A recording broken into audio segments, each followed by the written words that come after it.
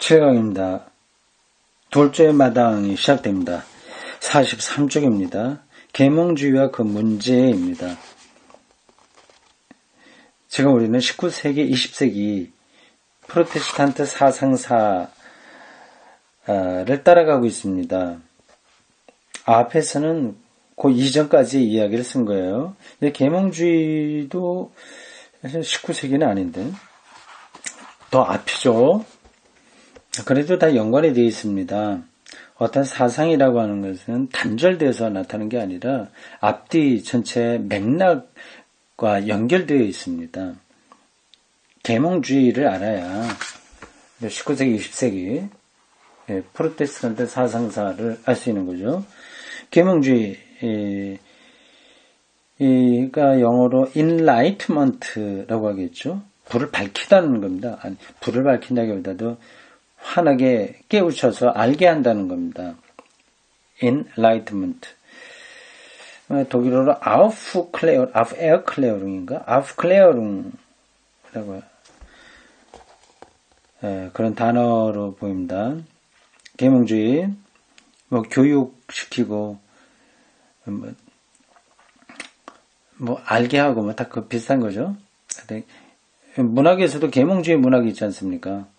이광수 우리나라로 치자면, 그 농촌 계몽, 같은 것들을 목표로 하는 소설, 시, 그런 것들이죠.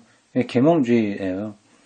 우리나라에는 딱 부러질 정도로 계몽주의를 거치지는 못했죠. 근데 압축적으로 모든 것들이 들어오고 해서 좀 그 바탕이 좀 약하다고 할 수 있습니다. 자, 보겠습니다. 43초. 1. 계몽주의의 본질. 이제 우리는 계몽주의의 기본적인 원리 문제를 다뤄야겠다.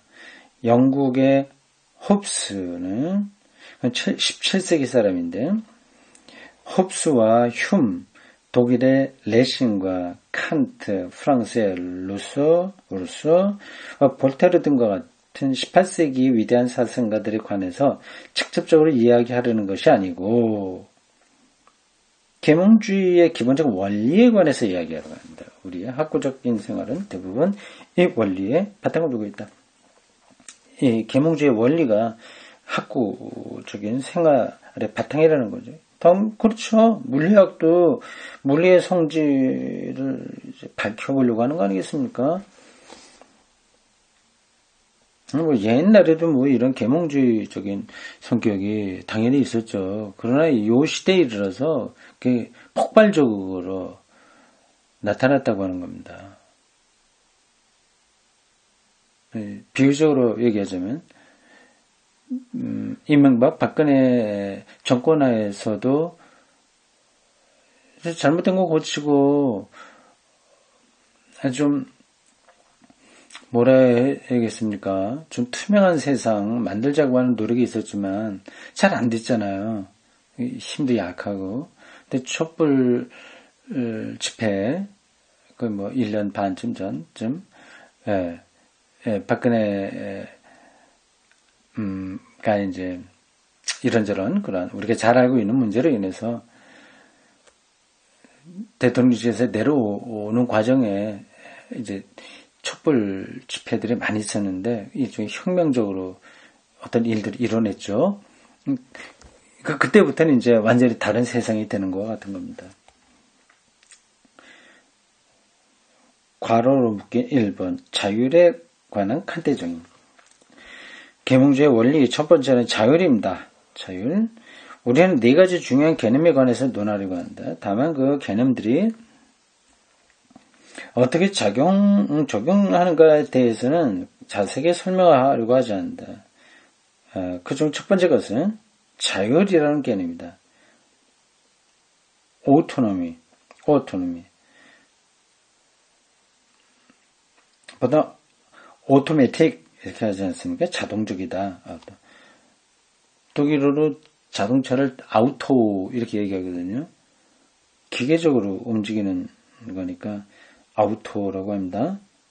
오토노미, 자율, 스스로 스스로 아우토노미, 그러니까 자율, 자기 스스로의 원리, 원칙, 율법 할 때의 율자인데요. 자율입니다. 이 개념을 이끌어내기 위해서는 칸트가 18세기 후반에 이 말을 어떻게 이해했는가를 지적하려고 합니다. 자율이요. 그 한국 기독교인들은 이게 없는 거죠. 자율이 없죠. 신앙적으로 자율이 없어요.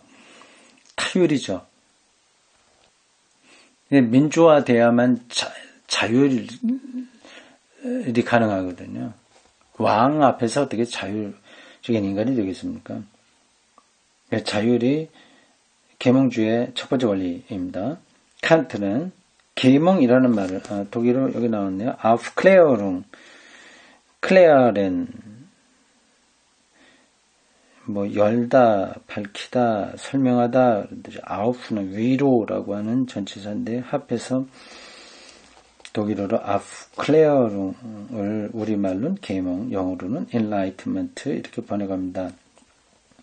이런 말을 인간의 미성숙 상태를 극복하는 것, 라고 규정했다.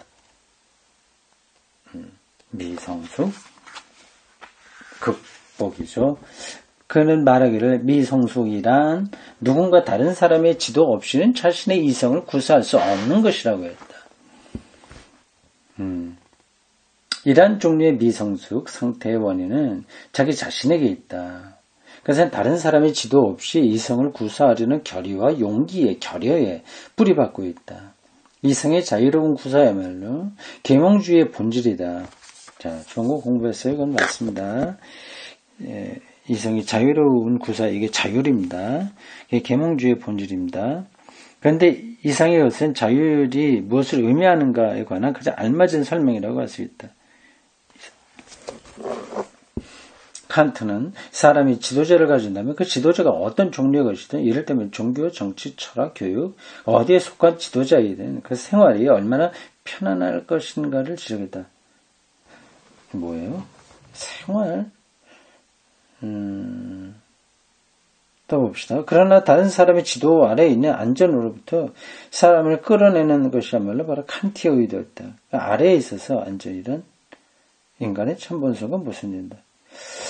이게 번역에 대해서 그런지 아니면 녹취가 좀 잘못된 건지 명확하게 들어오지 않네요. 어쨌든 어떤 지도자 밑에 있어갖고는 자율이 불가능하다는 뜻 같습니다. 이상이 칸트의 말에 비춰본 자율이라고 하는 관념의 의미다. 낱낱의 모든 사람에게 있는 이성의 자율. 여기서 자율은 곧 이성의 자율이에요. 이것이야말로 계몽주의의 기본 원리라고 칸트는 말할 수 있다. 자율, 오토노미라고 하는 말은 약간의 해석을 필요로 한다.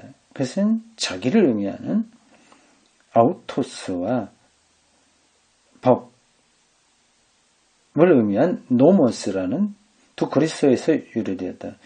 제가 앞에서 얘기했죠. 아우토노미, 오토. 이게 율법할 때 율이다. 아우토노미. 자기 스스로 법을 붙들 수 있는 능력을 가리키는 거죠.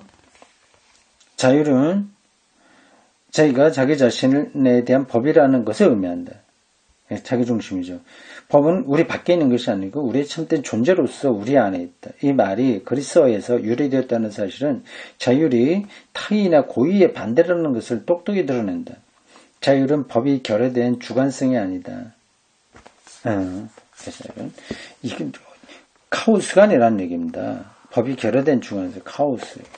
기준이 없이 마음대로 혼란스럽게 주관성에 떨어짐으로써 혼란을 야기하는 것이 아닌 거죠. 칸트가 인간 의지의 본질적 본성은 이성의 법이라고 말했을 때 그는 바로 이 점을 강조했던 것이다. 이 이성의 법으로부터의 모든 이탈은 의지 그 자체의 본질적 본성을 손상시키는 것이다. 이성의 법은 인간의 이성적 구조 안에 내포된 법이다. 그것은 인간 활동의 이론적 측면에서도 실천적 측면에도 타당하다. 그것은 지식과 예술에도 관계가 있으며 또한 인격의 발달과 공동체에도 관계가 있다. 인간의 본성에 속한 모든 것은 인간의 이성적 구조를 함께 나눠 가지고 있다. 인간은 자율적이다. 주체적이라고 하는 뜻이기도 합니다. 오토노미. 카오스는 아니되, 그 노머스, 그 기준이 자기에게 있는 거죠. 미적 완성의 법칙, 인식의 달성의 법칙, 성숙한 인격에서 볼 수 있는 인격 완성의 법칙, 정의의 원리의 바탕을 둔 공동체 실현의 법칙, 이 모두가 이성의 법칙에 속해 있으며, 이성이니까 이건 자율적 이성인 거죠. 모든 인간 존재에 있는 이성의 자율의 바탕을 두고 있다. 이성의 자율. 머릿속에 기억해 두십시오. 이성의 자율이요. 이 계몽주의가 이제 이렇게 보고 있는, 본질을 이렇게 보고 있는 거예요. 이 틸리가 설명하고 있습니다. 특별히 칸트의 이성 비판에 근거해서 말하고 있습니다. 이게 절대적이라고 하는 뜻은 아니에요. 오해하지 마십시오. 그런 부분들이 있는 거죠. 인간에게. 그럴 때 인간이 인간다워지는 거죠. 계몽될 수 있는 거죠. 근데 과연 그렇게 계몽된 인간이 행복하냐 아니냐, 그것도 두 번째 문제입니다. 그런 계몽된 인간이 이 세계를 평화롭게 만들 수 있냐, 그것도 다 다른 문제입니다. 그거는 칸트가 모든 것을 다 해결하고 있는 건 아니에요. 인간에게 그런 이성의 자율이 있어야 계몽된 인간이 되고, 그렇다면 그것은 타율에 의해서 억압된 세계로부터의 해방이 가능하게 되는 거죠. 나는 자율에 관한 왜곡된 진술에 대해서 여러분에게 경고하지 않으면 안 되겠다. 자율도 좀 잘못 쓰이고 있다고 하는 거예요. 어떤 건가요? 자율을 신에 대한 항거로서 공격하는 신정통주의 운동의 문헌들이 있다. 인간이 정말 자율적일 수 있겠냐? 그건 오히려 하나님에게 저항하는 거다고 이렇게 신정통주의가 비판했다고 하네요. 거기에 바르트가 있겠죠. 이 책들은 자유를 개인적 자의나 고의와 동일시한다. 이건 잘못된 이해라는 거죠. 자의적인 게 아니고 고의적으로 어떤 걸 저항하려고 하는 거 아닌데, 그렇게 보고서 비판하면 곤란하지 않냐는 겁니다. 그것은 자율의 의미를 왜곡한 것이다.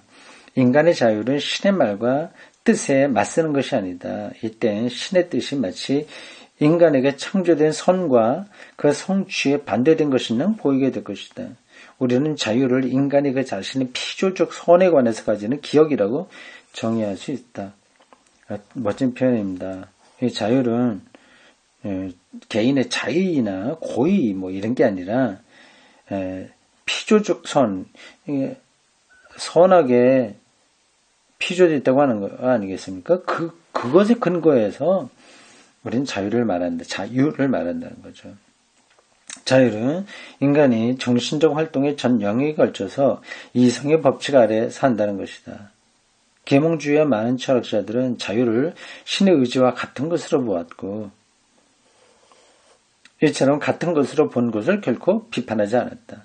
그러나 낱낱의 사람에게 있어서 그것은 생각하는 용기를 의미한다. 생각하는 용기? 갑자기 오는 무슨 말인가요? 그것은 인간의 이성적 능력을 사용하는 용기. 이성적 능력을 사용할 수 있는 용기를 의미한다. 이러한 사실은 자율과 반대되는 말, 곧 타율을 관찰함으로써 뚜렷해진다. 이 자유를 비판하는 신정통주의자들은 자율의 의미를 좀 잘못 알고 있는 거다. 이렇게 틸리가 대답하고 있습니다. 신정통주의자의 이야기를 들으면 조금 더 다른 이야기를 할지도 모르겠어요. 과연 인간이 자율적일 수 있냐 하는 더 근원적인 것에 대해서 질문하겠죠.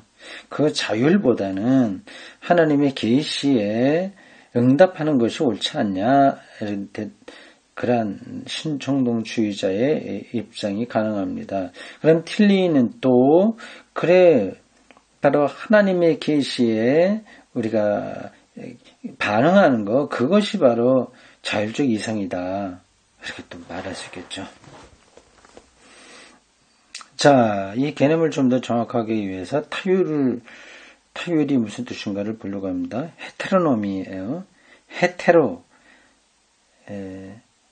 다르다는 뜻입니다. 헤테로, 이질적이다고 하는 겁니다. 타율로 번역이 되는군요. 타율이라는 말도 두 그리스에서 왔다. 낯선, 밖에를 뜻하는 헤테로스와 법을 뜻하는 노모스가 것이다. 이제 모든 것이 역정된다. 고의와 자의를 포함한 것은 자율이 아니고 궁극적으로는 타율이다. 아하, 고의와 자의, 지 멋대로 하는 것. 이건 자율이 아니라 타율이다. 왜냐? 만일 우리가 낯선 권위에 복종해야 된다면 비록 그 권위가 신으로부터 온 것이라고 할지라도 그것은 신에 의해서 창조된 우리 자신의 선의 본성에 속한 의지에 역행하는 것이기 때문이다. 그리고 우리는 우리의 욕망, 우리의 충동, 쾌락, 원리와 따위와 같은 우리 안에 있는 순수한 이성이 아닌 것들에 자신을 맡기는 것이 될 것이기 때문이다. 아하.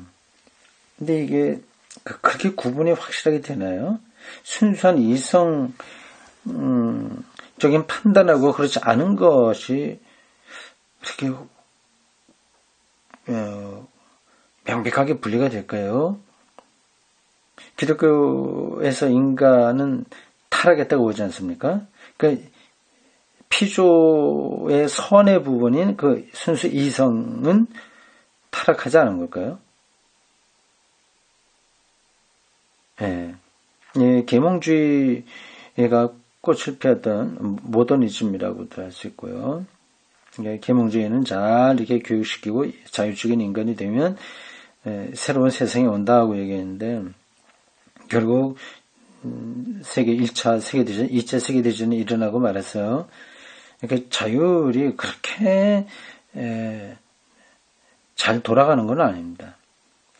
근데 어쨌든 지금 설명은 계속해요. 타율이 문제다고 하는 거죠. 그래서 우리는 형벌의 두려움이나 해결하기 어려운 문제에 빠져들 것에 대한 두려움 때문에 이성을 사용하는 용기를 우리에게서 뺏는 낯선 권위의 안전성을 찾고 있다. 그러니까 목사 말은 무조건 믿는 거죠. 자기 스스로 생각하지 않고 자율적이지 않고 타율에 빠지는 거죠. 그래서 우리는 타율이란 마침내 용기에 의해서가 아니라 우리에게 안전을 보장하는 권위의 복종에 의해서 두려움을 피하려는 시도에 지나지 않는다는 놀라운 결과에 도달한다. 이건 뭐 맞습니다. 이라는 의미에서 타율은 간접적으로 쾌락 원리에 호소하고 우리 자신의 이성적 구조를 부정한다. 보기를 들어 칸트는 프로이트와 현대심리학법 이전에 종교적 타율도 교회와 관계된 타율이든 성서와 관계된 타율이든 낯선 사람을 법에 복종시킨다는 사실을 그리고 사람은 공포에 끌려서 그 낯선 법을 따른다는 사실을 너무 잘 알고 있었다. 이와 같은 것은 인간이란 결국 쾌락 원리에 이끌리는 존재며 틸리가 말하는 쾌락 원리가 뭘까요? 인간의 몇 가지 본능을 가리키는 건가요? 먹고 그리고 성에 끌리고 사회적인 성취 를 원하는 것 이런 걸까요? 아니면 좀 다른 걸까요? 잘 모르겠습니다. 이것만 갖고는요. 쾌락 원리, 쾌락은 즐거운 건데 끌리는 그거 이성하고 쾌락 자체가 잘못된 건 아닌데요.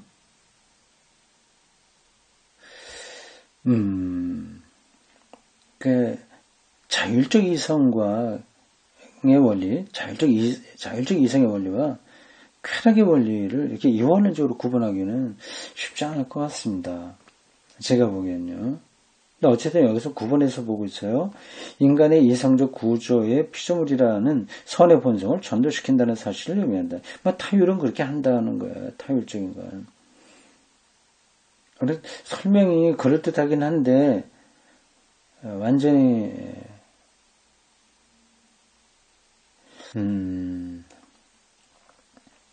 수용하기는 힘든 설명입니다. 자율과 타율이 그렇게 현상적으로 나타나는 거는 맞긴 한데 그게 과연 자율적 인간이라고 하는 자율적 이성을 사용한다고 하는 게 얼마나 이게 타당한가 하는 겁니다. 이라는 의미에서 모든 종교적 권위는 타율적이 될 수 있다. 맞죠. 종교적 권위, 교회 안에서 지금 돌아가고 있는 권위들은 되게 타율적입니다.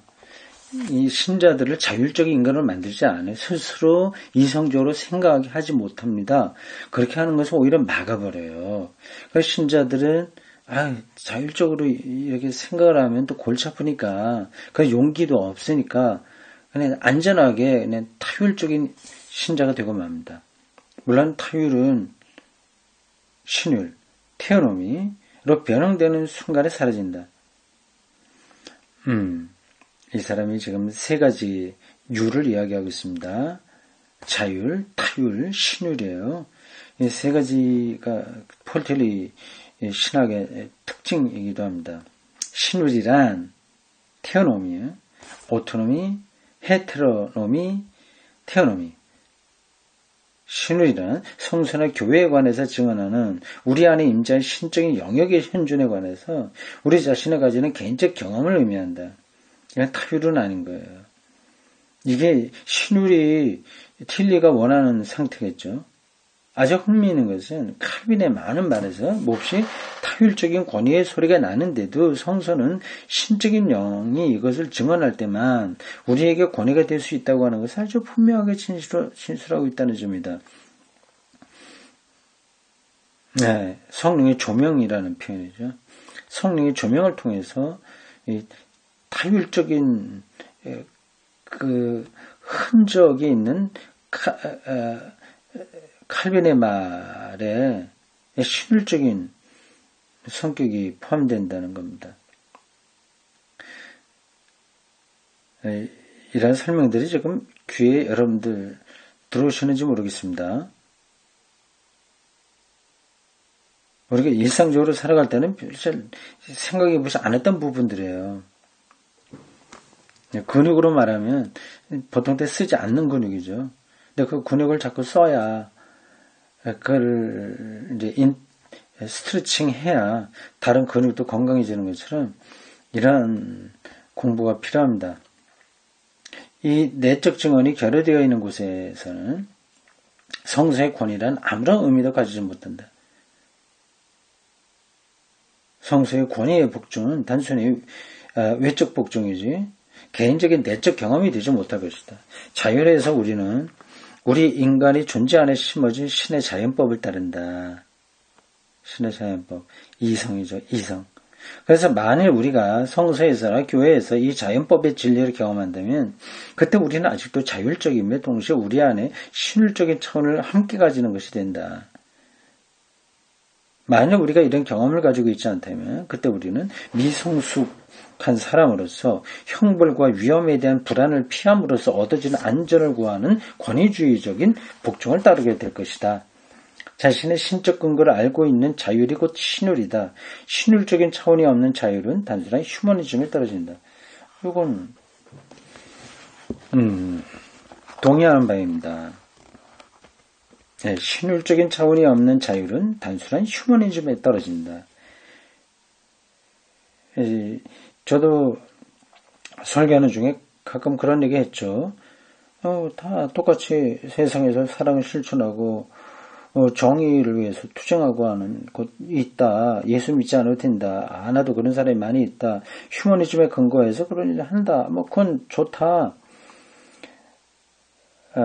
그러나 우리는 예수 그리스도에 대한 믿음을 통해서 그것을 한다 얘기했습니다. 그래서 휴머니즘이 나쁜 건 아닌데 나는 그렇게 살고 싶지는 않다 얘기한 거예요.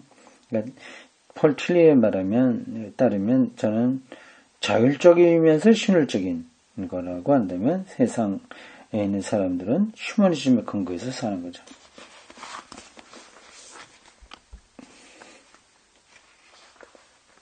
타율이 현대 속에 침투해 오고 있다. 그렇죠. 겉으로는 대단히 자립적으로 사는 것 같지만 사실은 타율적입니다. TV에서 온갖 선전물에 지배당하고 있잖아요. 요즘은 TV 보니까 프로그램, 그 채널이 말이죠. 일반 방송이 있고 중간에 하나 들리면 한 걸음 가면 하여튼 광고하는, 파는 채널이 나와요. 그 다음 하나 더 돌리면 일반 방송, 하나 더 돌리면 또 상품 파는데, 이게 여기에 완전히 노출되어 있습니다. 그러니까 타율적인 거죠. 꼭 필요한지 아닌지 자율적으로 생각하지 못하고 그냥 사는 겁니다. 그걸 보면 더 필요한 것처럼 느껴지는 거죠. 현대 속에 침투해 오고 있다. 이것은 위험스러운 일이다. 인간은 언제나 타율의 안전을 찾고 있다. 참 재미있는 표현이에요. 타율이 오히려 안전하게 느껴지는 삶의 방식입니다. 타율의 안전 찾고 있다. 특히 대중은 그렇다. 교회적인 타율이 무너졌다고 하는 것은 대중들이 전체주의적인 체제, 교파적 열광주의, 근본주의적 편협과 같은 다른 타율로 옮겨갔다는 것을 의미한다. 근데 교황이다 이런 거를 우리가 따지진 않지만 이제는 오히려 다른 방식의 타율로 개신교는 떨어진 거죠. 근본주의 이런 것들이 다 타율적인 겁니다. 성경이 이렇게 기록돼 있어. 그러니까 그건 아주 편리한 거죠. 이렇게 하여 현대 자율적 사상의 전 발전에서 자신을 닫아버린 것이다. 계몽 원리의 첫 번째 것도 잘 모르는 거죠.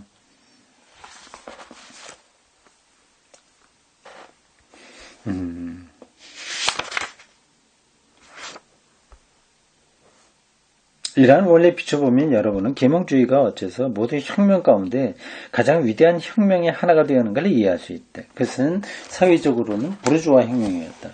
부르주아는 자본주의 소시민이에요. 지식도 있고 가진 것도 있고 그래서 주체적으로 살 수 있는 겁니다. 부르주아 이건 나쁜 뜻으로 쓰이긴 하는데 사회학적으로는 좋은 겁니다. 좀 먹고 사는 게 있고 공부한 게 있어야 세계의 변화에 대해서 생각하지 않겠습니까? 노예가 돼갖고는 아무것도 못하죠. 부르주아 혁명이었다. 그러나 정신적으로는 이미 사람들이 납득할 수 없게 된 타율적 힘에 대하여 항거한 자율적인 잠재력의 혁명이었다. 부르주아적이지만 그건 보수적이어야 되는데 그러나 혁명적이다. 그러나 나를 오해하지 않기 바란다. 중세 사람들이 이들 전통 타율적인 세력들을 비판하지 않은 채 그냥 그 안에 살고 있는 한에서 우리가 마치 공기를 의식하지 않고 숨쉬고 있듯이 그것은 아직도 신율이라고 할 수 없다. 그러나 중세 신율 교회 밖에 있는 사람들이 이게 무슨 말이야? 의미 없다고 생각했지만 존재 삶의 신비 내면의 빛 하면 통하겠죠? 내면의 빛에서 동의가 되는 삶의 방식이 신율입니다. 그러면 이제 교회 밖의 사람들도 이해를 할 거예요. 그러나 중세가 끝날 무렵 인간의 정신이 묻기 시작하자마자 커다란 문제가 일어났다. 교회는 교회적 전통의 분위기에 더 이상 안주하지 못하게 했던 큰 물음의 정신, 그러나 아직도 그것을 자명한 것으로 생각할 수 없었던 물음의 정신을 억압하기 위하여 자신의 모든 노력을 타율적으로 구사함으로써 대답했다. 타율적으로 떨어져 버렸다. 우리는 무엇을 해야만 할까? 교회가 종교 재판에 의해서 하려고 했던 것처럼 자율적 사고를 억압하려고 해야 할 것인가? 아니면 무엇인가 다른 것을 해야 할 것인가? 우리는 자율적인 사고를 약화시키지 않고 자율 안에서 신율의 차원, 종교적 차원을 찾아내려고 시도해야 할 것인가? 이게 이제 틸리가 말하려고 하는 핵심입니다. 자율적인 사고를 약화시키지 않고 자율 안에서 신율의 차원, 곧 종교적 차원을 찾아내려고 시도해야 될 것인가. 이것이 바로 슐라이러 마커와 해결을 시도하려고 했던 것이고 틸리가 주장하는 것입니다. 이 문제는 오늘날도 살아있다. 우리는 자유를 억압할 수 없다. 그렇다고 우리는 공허한 자유 속에서 살 수도 없다. 그 점에서 우리는 그릇된 권위나 전체주의적 세력으로 하여 얻어진 불완전한